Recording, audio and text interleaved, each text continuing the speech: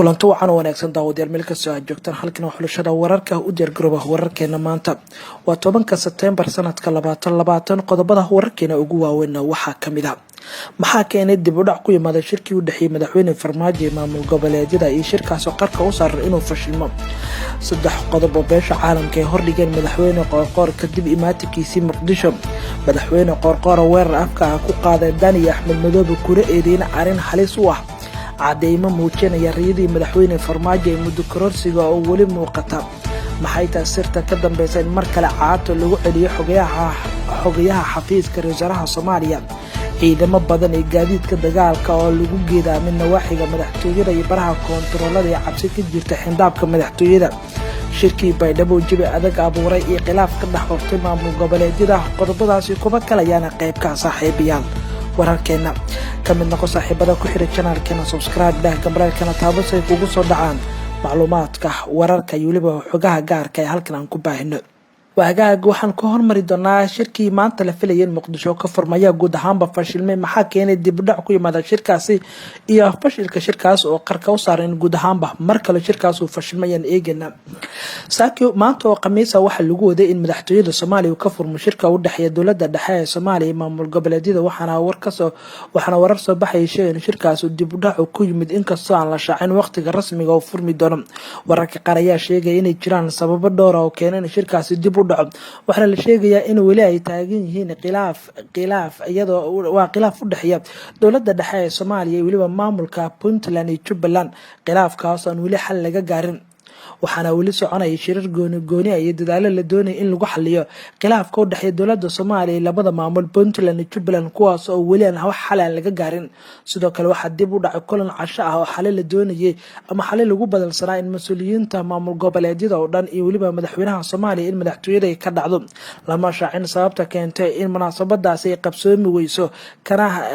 oo ahayd munaasabad weyn oo la ballaaran oo la soo abaabulay waxaana wali soconaya shirar gooni ay leeyihiin mas'uuliyiinta dhinacyada kala duwan maamul goboleedyada iyo dawladda dhexe ee Soomaaliya iyo beesha caalamka in dadaal xoogan wada sidii shirkaas u dhici lahaa uusan u fashilmin waxa hore dib u dhac ugu yimid shir lagu waday in Muqdisho uu ku dhaxmaro madaxweyne Farmaajo Axmed Madoobe iyo Saciid Cabdilaahi Dani balse shirkaas oo la ballaariyay oo hadda lagu cazumay madaxda maamul goboleedyada Galmudug Koonfur Galbeed Hirshabelle oo shalay dhamaantood soo gaaray magaalada Muqdisho ayuu qorsho ahaa in maanta uu qabsamo hase yeeshee shirkaas ayaa guud ahaanba baaqashada shirkan ayaana loo aaneynayaa inay tahay in xaaladda gado oo wali heshiis laga gaarin taas Axmed Madoobe ku andacoonayo inuu doonayo heshiis rasmi ah oo cad in laga gaaro xaaladda gobolka gado oo dawladda Soomaaliya ka saarto ciidamada halkaas ka jooga halka dawladda Soomaaliya la sheegay in wali ay ku adkeysanayso mowqifkeeda ku aadan ciidamada ku sugan gobolkaas gado wixii war ay ku soo kordhay shirkan wararkeena dambe ayaad ku daawan doontaan saddex qodob ayaa beesha caalamka ay hordhigeen madaxweyne Qoorqoor Qoorqoor imaatinkiisii Muqdisho madaxweynaha Galmudug Axmed Cabdi Kaariye Qoorqoor ayaa kula yeeshay wakiilada beesha caalamka u qaabilsan arrimaha Soomaaliya sida qaramada midoobay midowga Yurub Mareykanka Britain Sweden iyo midowga Afrika kulankan ayaa waxa diiradda lagu saaray xaaladda guud ee Soomaaliya gaar ahaan arrimaha doorashooyinka 2020 iyo sidii loo dhameystiri lahaa hanaanka doorasho ee lagu gaaray shirkii Dhuusamareeb 3 si dalka kaga dhacdo doorasho la wada ogol waqtigeedana ku qabsoonta kulankan oo qaatay saacad iyo wax ka badan ayaa dhinacyada isku afgarteen in ay diiradda saaraan sidii natiijo fiican kaga soo bixi lahayd shirka Muqdisho ka dhacaya beesha caalamka ayaa xoogga saaraysa sidii ay wada hadalada u dhaxeeya dawladda Soomaaliya maamul goboleedyada saamilada siyaasadeed ee dalka ay kaga soo bixi lahayd natiijo wax ku ool ah oo ku saabsan arrimaha doorashooyinka madaxda maamul goboleedyada Hirshabelle Koonfur Galbeed iyo Galmudug ayaa shalay Muqdisho soo gaaray waxaana ka qayb galeen shirka u dhaxeeya madaxda dawladda federaalka iyo maamul goboleedyada kaas oo maanta inuu dhaco ay ballantu ahayd hase yeeshee hakad galeen waxaa jira hubanti la'aan ku saabsan qabsoomida shirarkan maadaama ay soo baxeen walaacyo badan oo ku saabsan in shirkan guud ahaan uu fashilmo sidoo kale warar iyo xogo hoosaan helaya sheegaya inay soconayaan dadaalo ku saabsan shirkan oo la doonayo in maalinta Sabtida in si rasmi ah shirkan kaga furmo magaalada Muqdisho si ay xogaha nala wadaageen xubno kamid ah madaxtooyada Soomaaliya madaxweyne qoorqoor ayaa weerar afka ku qaaday Dani iyo Axmed Madoobe kuna eedeeyeen arrimo halis ku ah shirka Muqdisho. madaxweynaha Galmudug Axmed Cabdi Kaari Qoorqoor ayaa si dadban laba wajiilnimo ah ku eedeeyay Axmed Madoobe iyo Dani uu sheegay in ay diideen shirkii Dhuusamareeb hase yeeshee hadda Muqdisho u joogaan shirkii Dhuusamareeb mid lamid ah in Muqdisho kaga qayb galaan. saaxiibadina laga maqnaa shirkii Dhuusamareeb 3 waad ogtiin waxa ay eedeynta ugu weyn ay soo jeedinayeen qayb ka ah maqnaanshaha ra'iisul wasaaraha oo meesha ka maqnaa iyo xukuumad fuliso aan la helin heshiis walba oo la gaaro. hadda wali way maqan yihiin xukuumadii iyo ra'iisul wasaarihii sidaas darteedna waxay diyaar u yihiin shirka Muqdisho ay joogaan ayuu yiri madaxweyne Qoorqoor. waxa uu sheegay inay aaminsan yahay in dalka xukuumaddu u baahan yahay walibana hadda uu ku baaqayo si degdeg ah loo soo dhiso xukuumad fulisa heshiis walba oo la gaaro. Qoorqoor ayaa sidoo kale sheegay in sababta ay hadda Muqdisho u yimaadeen ay tahay dhamaystirka heshiiska lagu gaaray Dhuusamareeb 3 kaas oo tilmaamay in ay tahay go'aan dhaxalgal ah oo waxna laga bedeli doonin. waad ogtihiin gogashii Dhuusamareeb 3 waxa uu ku dhamaaday go'aan dhaxalgal ah oo ay dhinacyadu ay gaareen waxaana lagu heshiiyay doorasho waqtigeedna qabsoonta ayuu yiri. madaxweyne Qoorqoor ayaa sidoo kale eedan culus u jeediyay dhinacyada kale ee shirka Muqdisho isagoo ku sugnaa markaasna Baydhabo. wagaag qorbadana kale ee wararkeena ka haraya saaxiib eegi doona madaxweynaha Soomaaliya ayaa marka la leeyahay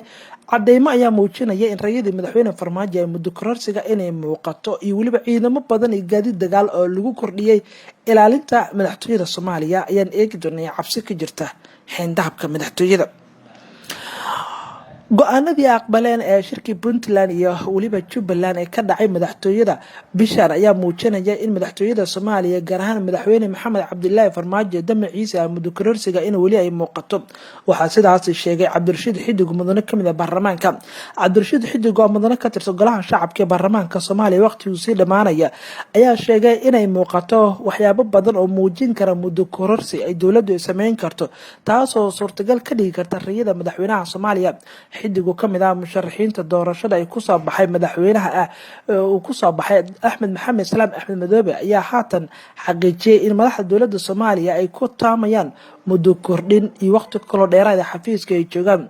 waagii militariga inta uu meesha laga saarin waxay ahayd sidoo kale ay mar walba ku taami jiray taliskii militariga in xafiiska ay sii joogaan ayuu yiri xildhibaankan oo wareysiinaya TV-ga Soomaali Cable. heshiiskii Dhuusamareeb 3 ayuu soo hadal qaaday kaas lagu heshiiyay doorasho iyo in 301 erga wuxuu sheegay dhammaanba inay kuwa aan suurtagal ahayn laakiin qayb ka ah riyadii madaxweyne Farmaajo ahaa in ay suurtagal u noqoto muddo kordhin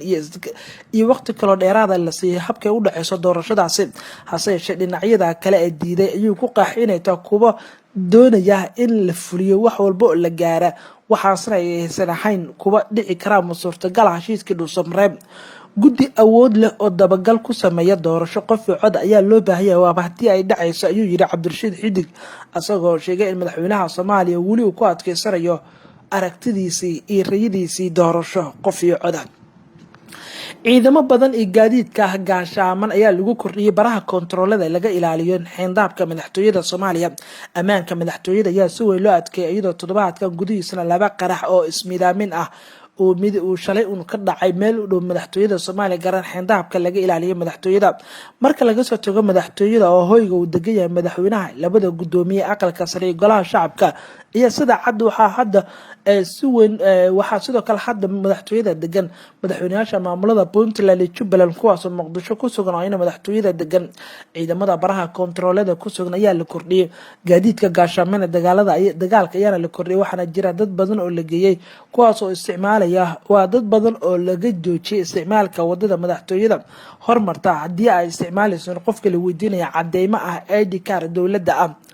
dad badan oo qaarkood hoy u ahaa xeendahabka madaxtooyada ayaa dib ku qaba marka ay wax dhacaan ama ay xaalad degdeg ah soo korto in wadadaas ay isticmaalaan ama hoygooda ay u gudbaan maadaama aad loo adkeenayo wadooyinka kale madaxtooyada shacabka degan ay dhibaato ku qabaan kuwaas oo qaarkood la weydiinaya cadeymo ah ID card ay dawladdu ay leedahay. ruuxii soo midaamiyay ayaa shalay gelinkii dambe isku qarxiyay maqaaxi lagu magacaabay Sky Blue oo ku taala bar control laga ilaaliyo madaxtooyada waana halka ay ku dhinteen laba sarkaal ka tirsan ilaalada madaxtooyada laba qof oo shacab oo kale oo mid uu casay uu yahay ayaa halkaas inaa sidoo kale ku dhaawacmay dowladda Soomaaliya cambaareysay weerarkaas waxayna sheegtay in ay muujinayso in awoodii kooxda al-shabaab ay wiiqantay hase yeeshee awoodooda ay u bedeleen ficilo isqarxin ah iyo in dadka ay laayaan sida dowladda Soomaaliya ay qoraalkeeda ay ku sheegtay ugu dambeyn shirkii Baydhabo jabi kale waxa uu abuuray oo khilaaf ka dhex abuuray maamul goboleedyada dalka ka jira madaxweynaha Galmudug Axmed Cabdi Kaariye Qoorqoor oo shalay khudbadu ka jeedinayay shirkii Baydhabo ka dhacay ayaa sheegay in dhismaha xukuumadda ay tahay mid ay codsanayaan si degdeg ah loo soo dhiso xukuumad walow dalabka uu diray madaxweyne Qoorqoor hadda madaxweynaha oo u diray in xukuumad la soo dhisay tahay mid aan muuqan marka loo eego qorshaha madaxweynaha laakiin haddana shirkii Baydhabo ayaa la sheegay inuu abuuray jawi kale oo siyaasadeed hogaamiyaasha maamulada dalka ka jira ayaa muujinaya cadeymo ah inuu jiro khilaaf xoogan oo u dhaxeeya dhinacyada madaxweynayaasha Puntland iyo Jubaland ayaa suluug badan ka muujinaya in isbahaysi ay sameeyeen xubnahan ku shiray magaalada Baydhabo go'aanana ay soo saaraan waxaa sidoo kale Qoorqoor uu sheegay in shirka Muqdisho aysan wax isbedel ay la tagi doonin ilaa iyo inta laga fulinayo mowqifkoodii ahaa doorashada iyo waliba shirkii Dhuusamareeb 3 go'aanadii soo baxay waxaa si adag u difaacay go'aanadii Dhuusamareeb in aan marna wax fargelinaan lagu sameyn doonin madaxweyne Qoorqoor hase shadad badan oo dirsa siyaasadda Soomaaliya qaba in shirkii Baydhabo yahay mid khilaaf badan ka dhex abuuray xubnaha maamul goboleedyada iyo sidoo kale in isbahaysi gaar ay sameeysanayaan dhammaanba dhinacyada maamul goboleedyada ee dalka ka jira warbixintan ayay ugu dambeysay daawadayaal wararkiina maanta waa nageetaasi nabadgelyo